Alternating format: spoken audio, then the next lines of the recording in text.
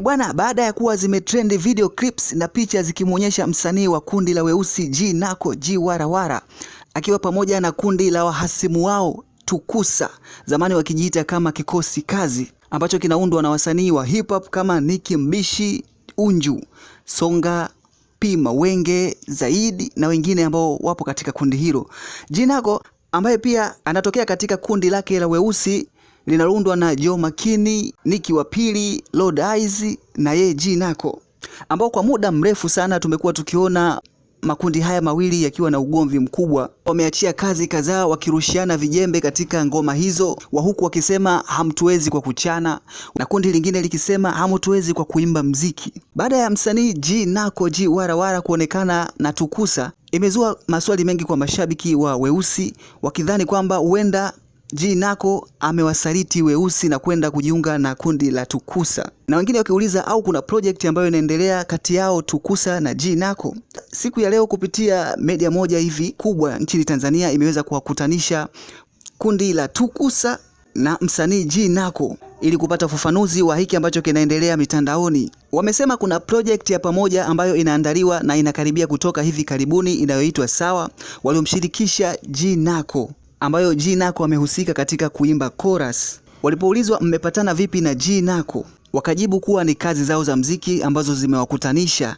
G Nako anafanya kazi na producer ambaye ametengeneza ngoma hiyo, na kundi la Tukusa pia lina project zao ambazo zinaandaliwa na producer huyo za Tukusa Volumes. Kwa bahati nzuri ikatokea wamekutana studio, wote wakapenda mdundo ambao umetengenezwa kwa siku hiyo na wakajikuta wana vibe ya kufanya ngoma kwa pamoja, na G Nako akaingiza mistari yake ya chorus katika wimbo huo.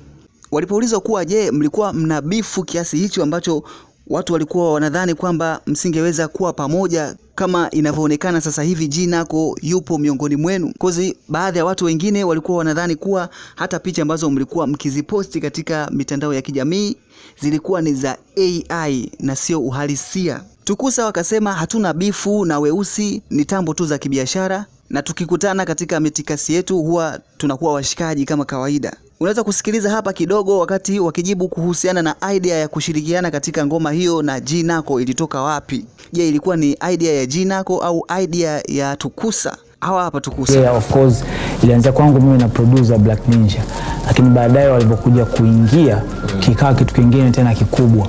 Kwa hiyo huwezi kusema kwamba ni wimbo wako, huu ni wimbo project ya kwetu wote. Kitu kingine pia watu wasichojua ni kwamba kwenye hii project pia yuko our brother Lord Eyes. Okay. Kwa sababu yeye pia alikuwepo studio wakati G Nako anafanya hiyo idea, na alipendezwa nayo sana, kwa hiyo pale naye akawa ameweka verse. Kwa hiyo yupo, japokuwa yuko safari lakini kwenye project yupo.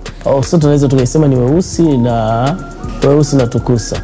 Na swali langu linaendelea lile kwa brother Nicky. Kilichofanyika mle kina misingi ile ambayo nyewe mnaikubali ndio maana ikawa rahisi, au sawa tu kwa sababu game imeenda huko, ngoja tuende tuoneshe huko? Bado imerely kwenye utamaduni wetu ule. Hata ukisikiza kuanzia flows, kwa sababu ni watu wanachana na beats zimepigwa ni kubumkuba sema ya kistaarabu. Ya wazee fulani wa staff. Lakini tupo bado mule.